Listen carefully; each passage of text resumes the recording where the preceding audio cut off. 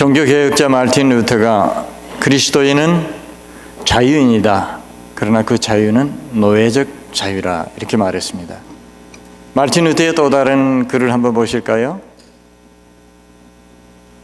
그리스도인은 만물 위에 있는 군주로서 아무에게도 예속되지 않는다. 그러나 그리스도인은 만물을 섬기는 종으로서 모든 것에 예속된다. 또 다른 글을 한번 보십니다. 그리스도인의 자유는 존재가 근본적으로 누리는 자유이다. 격렬한 원수인 죄에게 해방되어 그리스도에게 속함으로 자유롭게 되는 것이다. 말이 좀 어렵습니다만 하나님의 형상대로 창조된 우리 인간은 원래 자유로운 존재였는데 죄 때문에 그 자유를 속박당하고 살다가 예수 만나고 예수 안에 있음으로써 참 자유를 회복하게 된다고 하는 뜻입니다. 깊은 산 속에 연못 속에 물고기가 한 마리 유유히 헤엄을 치면서 놀고 있습니다. 그 연못 주위에는 늑대들이 어슬렁거리면서 다닙니다. 물고기가 어느 날 생각하기를 나는 왜 이 속에만 있어야 되나? 바깥 세상에 구경 좀 하자. 그리고 연못을 나오는 순간에 그 물고기는 어떻게 되겠습니까? 물고기는 물속에 있을 때에 자유로운 것이고 물속에 있을 때에 안전한 것입니다. 물고기는 그 이상의 자유도 사실은 필요가 없습니다.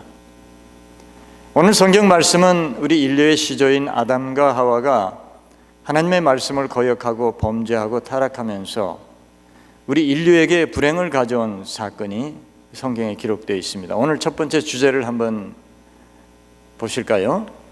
인류의 불행은 생각과 판단의 시작과 중심이 하나님으로부터 나에게로 옮겨지면서 시작되었다입니다. 오늘 뱀하고 하와하고 서로 대화하는 모습을 가만히 보면은 몇 가지 우리가 추측할 수 있는 것이 둘 사이는 서로 전에부터 알던 사이라는 것을 알 수 있습니다. 그리고 지금 나누는 대화가 처음이 아니고 벌써 여러 번 그 대화를 가지고 얘기를 했던 것 같습니다. 왜냐하면 얘기가 처음에 뱀이 시작을 하는데 참으로 정말로 하나님이 이렇게 말씀하시더냐 이렇게 물어봅니다. 그 뱀이 벌써 그 내용을 알고 있다는 얘기니까 하와하고 그 전에 미리 얘기를 하면서 대화를 많이 나누었다는 얘기고, 또 정말로 그 말은 앞에 했던 말을 다시 물어볼 때 쓰는 말이니까 벌써 뱀이 여러 번 하와에게 그 얘기를 했다는 뜻입니다. 그날따라 하와가 그 얘기를 듣는데 갑자기 머릿속에 혹시 뱀의 말이 사실인지도 모른다. 어쩌면 사실일지도 모른다.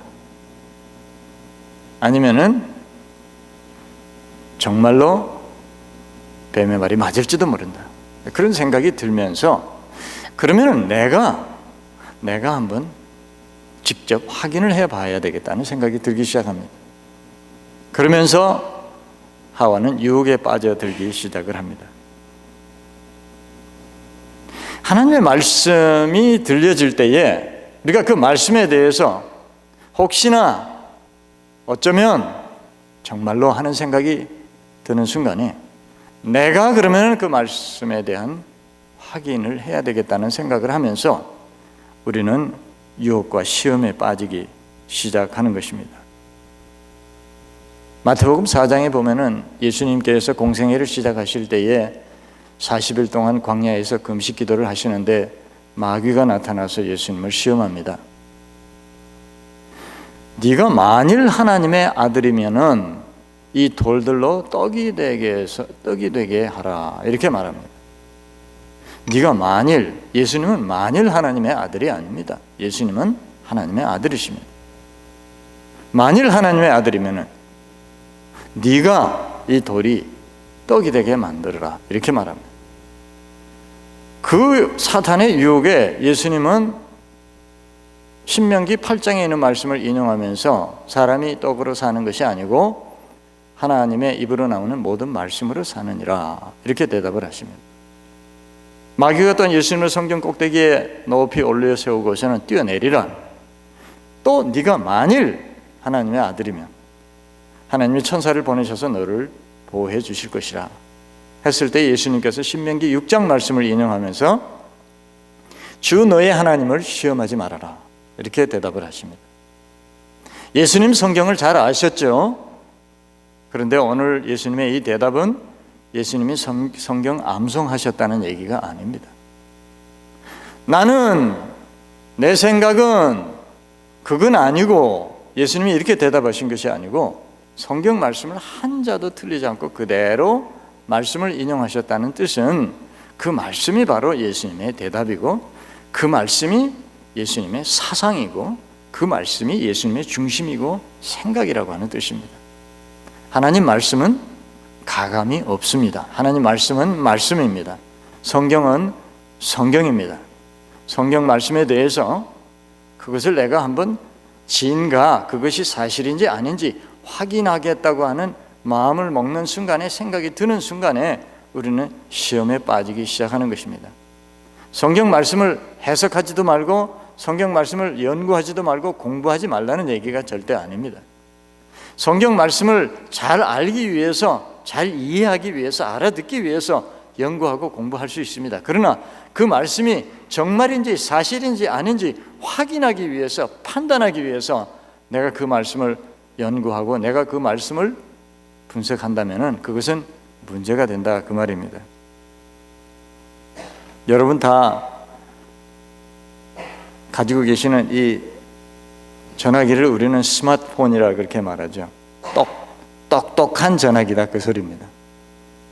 이게 얼마나 똑똑한지요, 제가 얼마 전에 알았어요.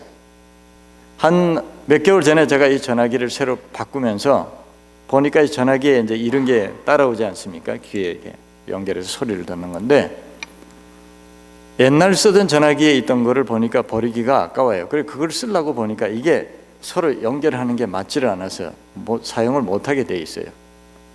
그래서 이제 인터넷을 제가 한참 찾아보니까 이런 거를 팔더라고요. 그래서 이걸 여기다가 옛날 거에다 꽂고 이제 이걸 전화기에다 꽂으면은 이제 사용을 하게 돼 있어요.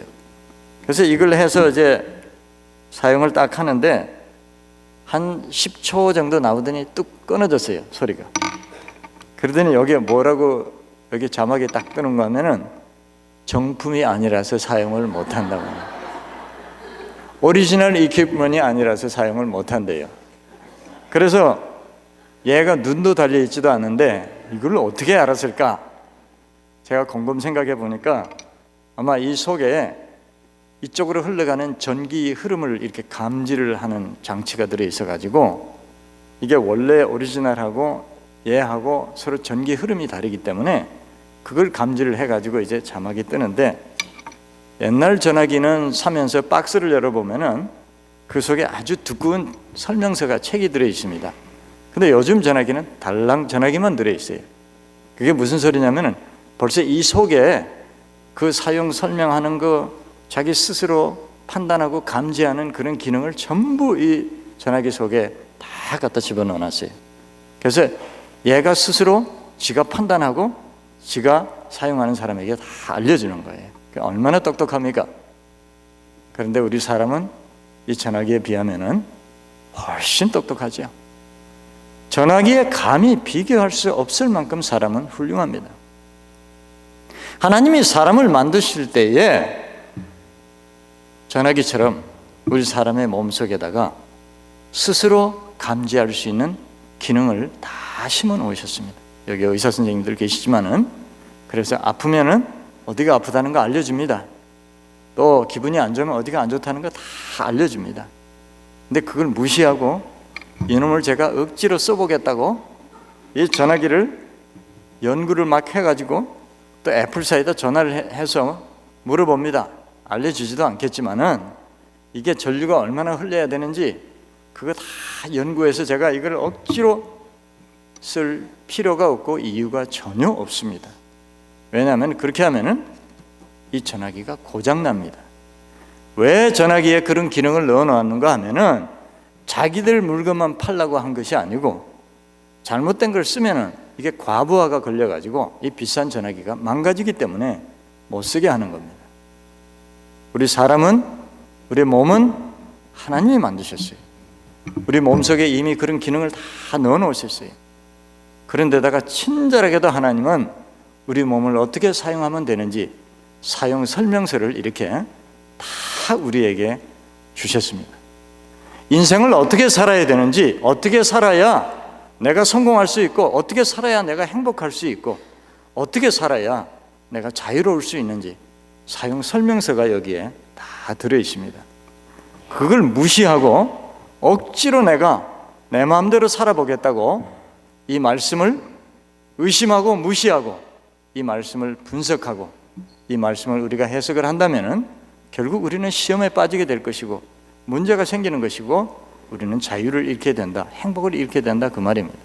하나님 말씀은 가라사대이고 우리는 그 말씀에 대해서 아멘만 있을 뿐입니다. 그리할 때 우리는 자유로운 존재가 되는 것이고 우리는 행복할 수가 있는 것입니다. 아담과 하와가 하나님 앞에 죄를 짓게 됐는데 두 번째 주제를 한번 보실까요? 인류의 불행은 하와의 헛된 꿈에서 시작이 되었다. 뱀이 하와에게 이렇게 말합니다. 너희들이 그 열매를 먹어도 절대 죽지 않아. 그리고 그 열매를 먹으면은 오히려 하나님처럼 돼. 하나님처럼 선악을 분별할 수 있는 능력을 갖게 돼. 이렇게 얘기를 합니다.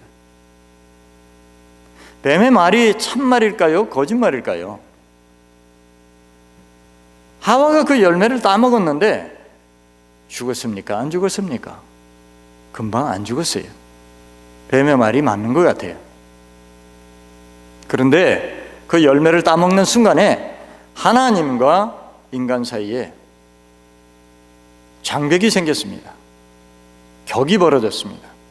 단절이 됐습니다. 그래서 영적으로 인간은 죽게 된 것입니다.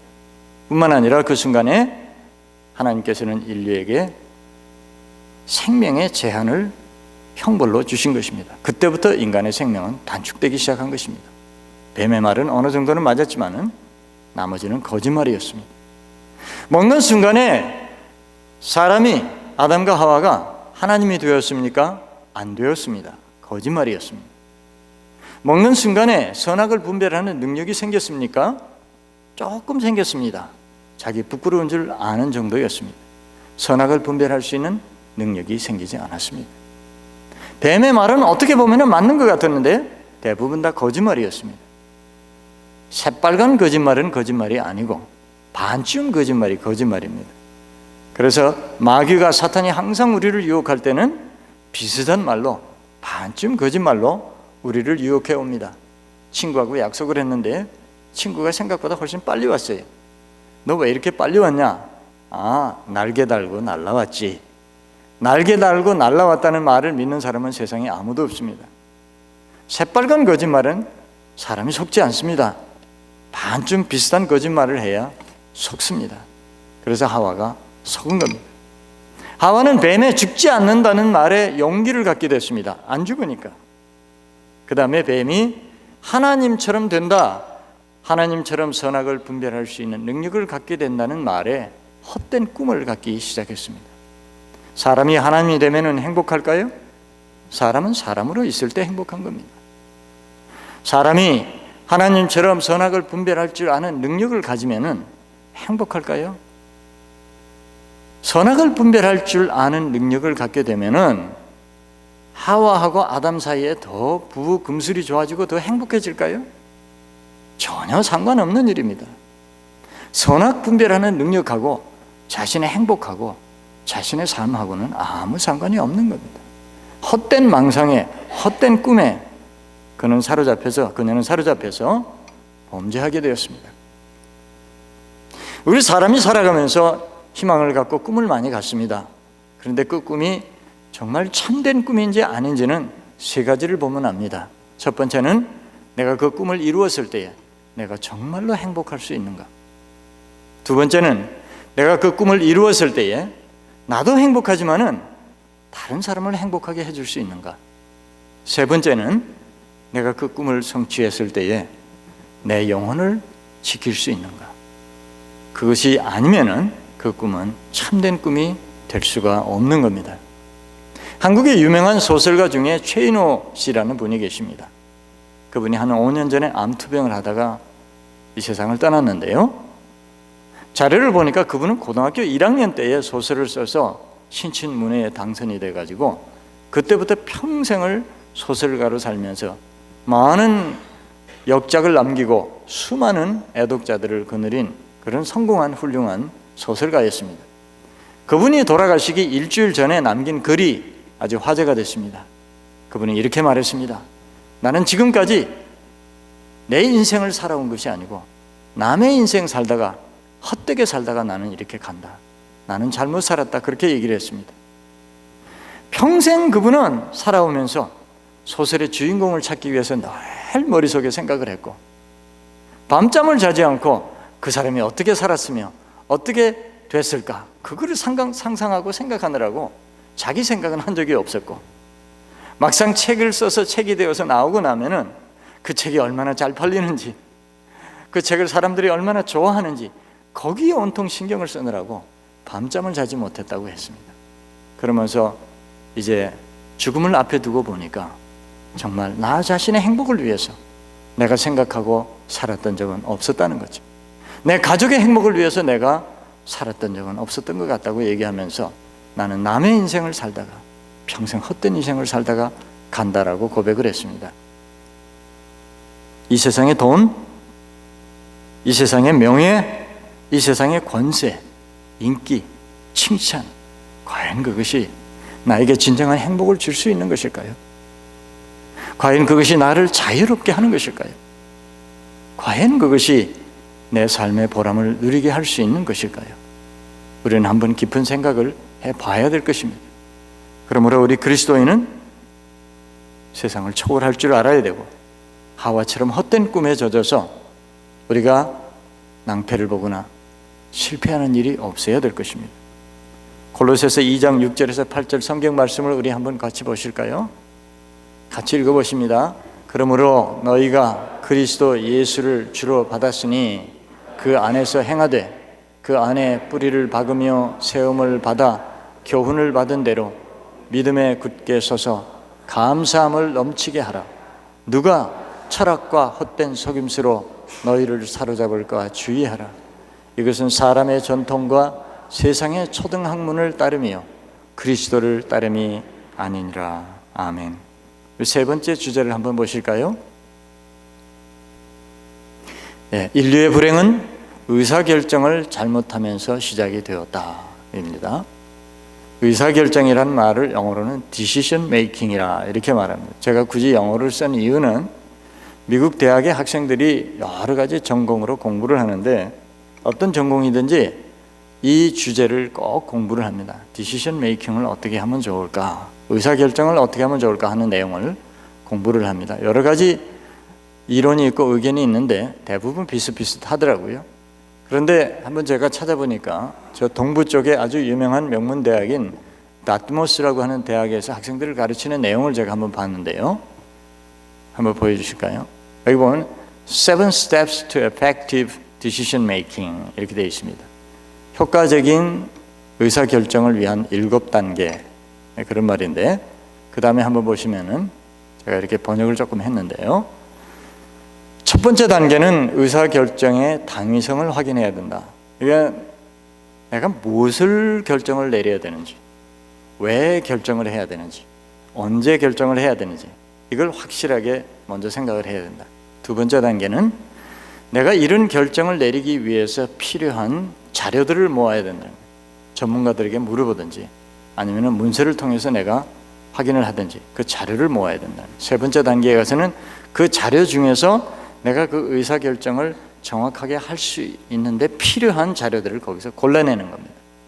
그리고 네 번째 단계에서는 그 골라낸 자료들이 정말 쓸모 있는 건지, 정말 내가 의사결정을 하는데 도움이 되는 건지를 그 중에 검증해서 찾으라는 겁니다. 그리고 최종 대안을 그 중에서 뽑으라는 겁니다. 그 최종 대안을 뽑았으면은 실행에 옮기고, 실행에 옮겼으면은 실행을 다시 평가해 보라는 겁니다. 햄버거를 사 먹으러 갔을 때에 우리가 이렇게 할 필요는 없습니다. 그로스리에 가서 수박을 살까 참외를 살까 할 때 우리가 이렇게 할 필요는 전혀 없습니다. 그런데 내 인생의 가장 중요한 문제를 결정해야 될 때, 내 비즈니스에 있어서 가장 중요한 문제를 결정해야 될 때, 내 자녀의 장래를 위해서 가장 중요한 문제를 결정해야 될 때는 우리는 심사숙고해야죠. 그런데 오늘 하와가 이 선악과를 따먹겠다고 결정하는 과정을 가만히 보면은 첫 번째 단계, 뱀으로부터 새로운 소식을 듣습니다. 하나님에게로부터 말씀을 들었고 뱀으로부터 새로운 소식을 들었어요. 정보는 두 개밖에 없습니다. 그 다음 단계는 이제 그 선악과 나무를 찾아갑니다. 우리 그림에 보면은 선악과가 서 있고 생명나무가 서 있고 하와가 서 있고 뱀이 서 있고 그런 그림이 있는데 그 그림은 다 엉터리 그림입니다. 왜냐? 에덴 동산이 그렇게 작은 동산이 아니었습니다. 우리 성서 고고학을 연구하는 사람들의 기록을 보면은, 연구한 걸 보면은 에덴 동산이 얼마나 컸느냐, 어디에 있었느냐, 그걸 어떻게 찾느냐라고 물을지 모르지만은 근거가 있습니다. 에덴 동산의 성경에 보면은 강이 4개가 있어요. 첫째 강은 유브라데, 우리 한국말에, 두 번째 강은 히데겔, 세 번째 강은 기혼, 네 번째 강은 비손, 이렇게 강이 4개 이름이 나옵니다. 그런데 현재 세계 지도를 놓고 보면은 그 중에 이름이 하나만 매치가 됩니다.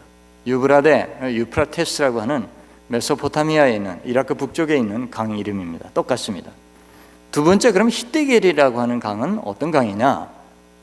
고고학자들이 찾아보니까, 옛날 지도에 보니까 유프라테스 강 옆에 티그리스 강이 있는데 그 티그리스 강의 옛 이름이 히데겔이었답니다. 그래서 유프라테스하고 티그리스 강이구나. 그 다음에 나머지 비손하고 기혼 두 강은 어디 있나 찾아봤더니 에집트에 가면 나일강이 있는데 그 나일강 상류가 2개로 갈라집니다. 한쪽 강은 현재 이름이 브루 리브고 왼쪽 강은 화이트 리브입니다. 근데 브루 리브, 화이트 리브의 옛날 지도를 보면 거기에 한쪽이 비손이고 한쪽이 기혼강입니다. 그래서 에덴 동산이 바로 메소포타미아에서부터 시작해서 아라비아 반도를 건너서 아프리카 북쪽 에집트까지 방대한 지역이 에덴 동산이라는 것을 알게 됐습니다. 그 직경이 얼마나 되는가 하면 1600km입니다. 에덴 동산이 그렇게 컸습니다. 지구 전체 땅덩어리에 한 5분의 1 정도 차지하는 그런 방대한 지역이 에덴 동산이었습니다. 하와가 뱀의 말을 듣고 선악과, 동산 중앙에 있는 선악과를 찾아가기는 쉽지 않았을 것입니다. 굉장히 어려웠을 것입니다. 그런데 그 먼 길을 많은 수고를 해서 그 선악과를 찾아가는 동안에도 하나님하고 한 번도 의논한 적이 없습니다. 하나님에게 물어본 적이 없습니다. 남편하고 얼마나 의논을 했는지 모르겠습니다. 뱀이 그렇게 말을 했으면 적어도 하나님에게 물어봤어야죠. 하나님, 제가 저렇게 얘기를 하는데 이것이 사실입니까? 한 번도 물어봤다는 기록이 성경에는 없습니다. 또 하나 가장 큰 실수를 했습니다.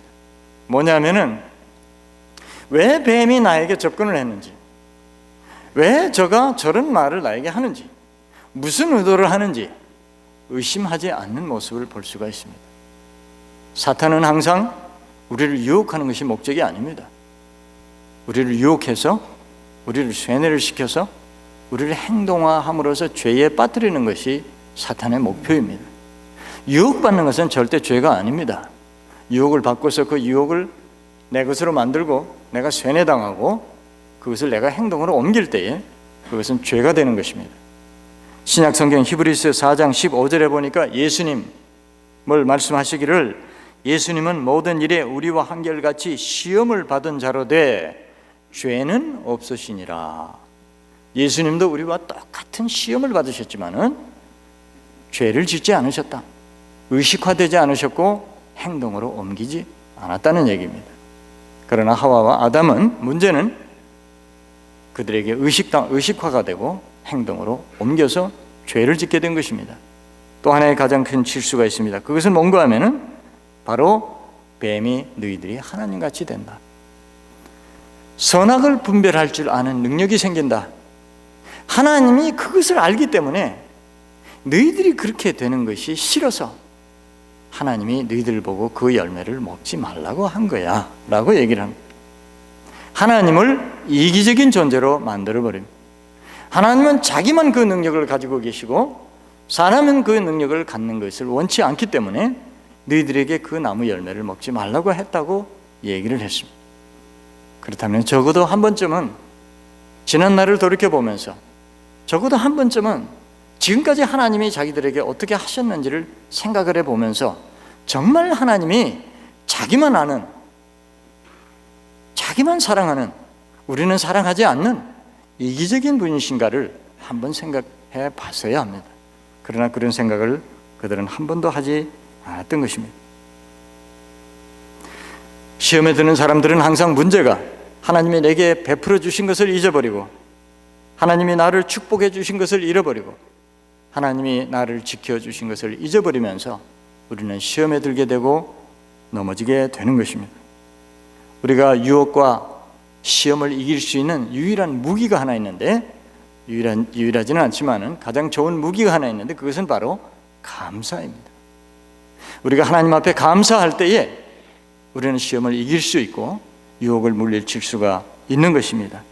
감사는 유혹의 화살을 막아주는 방패이며 감사는 절망에서 우리를 건져주는 구원의 밧줄이고 감사는 낙심의 수렁에서 우리를 끌어올려주는 두레박과 같은 것이고 감사는 메마른 내 심령을 적셔주는 단비와 같은 것입니다.